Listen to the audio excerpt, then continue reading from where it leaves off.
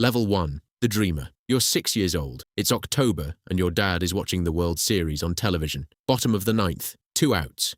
Full count. The stadium is so loud you can feel it through the screen. The pitcher winds up. The batter swings. The ball explodes off the bat and disappears over the left field wall. The crowd becomes something that isn't just sound anymore. It's a physical force. Your dad is on his feet. You're on your feet beside him. Even though you don't fully understand what just happened, you understand enough. You understand that something extraordinary just occurred, and that the man who made it happen spent his entire life learning how to do exactly that. The next morning, your dad takes you to the backyard. He hands you a glove that's too big for your hand and a ball, and he shows you how to stand. Feet shoulder width apart, glove up, eyes on the ball. He throws it soft and easy, and you miss it completely, and it rolls into the fence. You pick it up and throw it back. It goes nowhere near him. You both laugh. You do this for 2 hours. By the end, your arm is tired and your hand hurts from the few catches you actually made, and you have never been happier in your life. Monday at school, you tell everyone you're going to play in the World Series someday. They laugh. You don't care. You already know something they don't. You're 6 years old and you've already decided. Level 2, the Little Leaguer.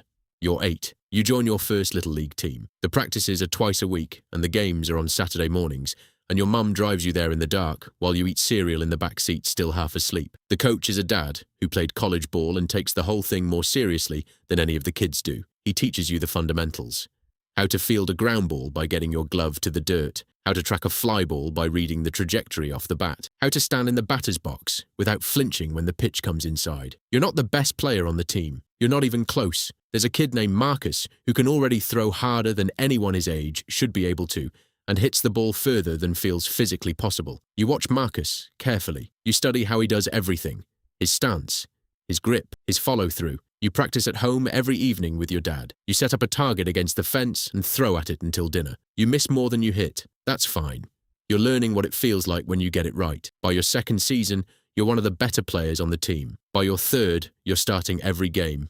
Your coach tells your parents you have real potential. You don't know exactly what that means yet, but the way he says it tells you it matters. Level 3, the High School Star. You're 15. You make varsity as a sophomore, which almost never happens. The high school team is a different level entirely. The players are bigger, stronger, faster.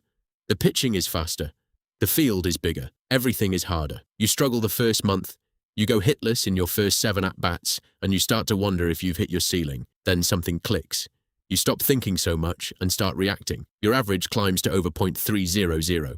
Your coach starts batting you third in the lineup. By junior year, you're one of the best high school players in your state. College scouts start showing up to games.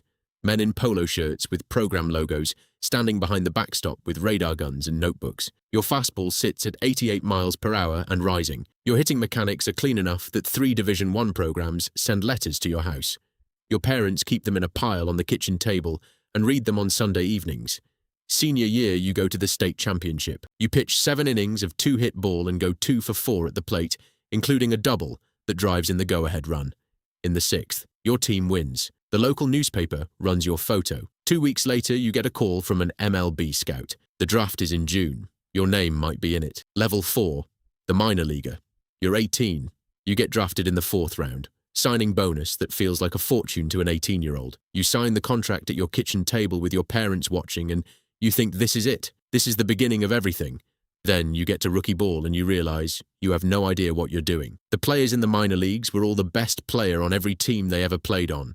Every single one of them. The pitching is different from anything you faced in high school. It moves in ways that seem to violate basic physics. Breaking balls that start at your head and end up over the outside corner. Cutters that look like fastballs until they don't. Change-ups that make you look foolish in ways you didn't know you could look foolish. Your first season, you hit .218. The organization is patient, but you know the numbers. Most minor leaguers never make it. Most of them are released before they see a major league stadium from the inside. You work harder than you have ever worked. Early morning hitting sessions before anyone else arrives. Extra fielding work after practice. Film study on your own at night. Watching your mechanics. Watching pitches you'll face. Looking for anything that will give you an edge. Year 2, your average climbs to .271. Year 3, you make AA. Year 4, you make AAA. You're 1 step away. You've been 1 step away for what feels like forever. Then one Tuesday morning in August, your phone rings. It's your manager. He says 2 words. You're up. Level 5. The rookie. You're 22. You fly from the AAA city to the Major League city overnight. You take a cab from the airport to the stadium. You walk through a tunnel and into a clubhouse that smells different from every other clubhouse you've ever been in. Your locker already has your name on it. Your uniform is hanging there. Number 23. Your jersey. Your name on the back. You put it on and look in the mirror, and it takes a moment to process that this is real, that all of it was for this. Your first at-bat comes in the 3rd inning. You walk from the on-deck circle to the batter's box, and 40,000 people are making noise that you have never heard before. The pitcher on the mound has been in this league for 11 years. He's seen every type of hitter. He knows things about hitting you don't know about yourself yet. First pitch is a fastball on the outside corner. Strike 1. You didn't even swing. Second pitch is a curveball in the dirt. Ball 1. Third pitch, he comes back with the fastball, and you're ready this time. You make contact. The ball finds a gap in right center, and you're running. You slide into second base standing up. Your first major league hit. The crowd reacts, and your heart is beating so hard you can feel it in your ears, and you look into the dugout, and your teammates are on the top step. This is what you spent 16 years working toward. A single to right center in the 3rd inning of a Tuesday night game, and it is everything. Level 6. The starter. You're 25. 3 years in the league. You've established yourself. You're not a star yet, but you're a real major league player. The manager trusts you. You're hitting .287 with 14 home runs through the first half of the season. You've learned things about this game that you couldn't have learned anywhere else. How to make adjustments between at-bats when a pitcher is attacking you the same way. How to read defensive shifts and hit to the opposite field. How to stay mentally present through a 162-game season when your body hurts and you're tired and you just want it to be over. The grind of a major league season is something nobody explains to you before you experience it. Spring training in February. Opening day in April. Playing almost every day until October. Travel that blurs cities together into a continuous loop of airports and hotel rooms and visiting clubhouses that all look the same. You develop routines that keep you sane. Same pre-game meal, same warm-up sequence, same playlist on the headphones during batting practice. You stop reading what people write about you online. You learn that one bad week doesn't define you and one great week doesn't save you.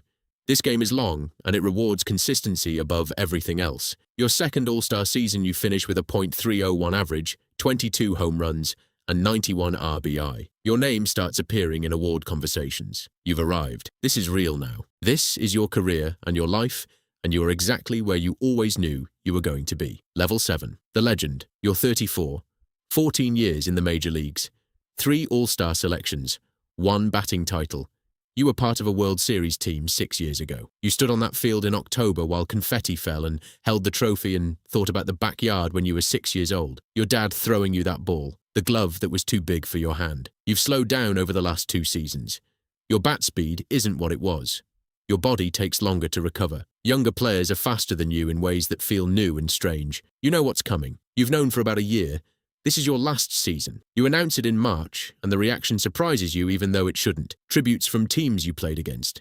Ceremonies at every away stadium on the final road trip. Videos from players who grew up watching you. You didn't expect any of it. You spent your whole career with your head down working, and you forgot that people were watching. Your final home game is a sellout. Every ticket gone within minutes of the announcement. In your last at-bat, you hit a line drive single to left field, and the stadium stands up and stays standing. And you stand on first base and take your helmet off and look around at all of it. 40,000 people making that sound. The same sound you heard when you were 6 years old, watching the World Series with your dad. You tip your helmet to the crowd. You walk off the field. Your career is over. Somewhere right now, a 6-year-old is watching the World Series with his dad. Tomorrow he'll be in the backyard with a glove that's too big for his hand. Most kids who feel that pull find something else. You followed it for 28 years. And now, you know what the man on television felt like when that ball went over the wall. You know exactly what that felt like, and it was worth every single day.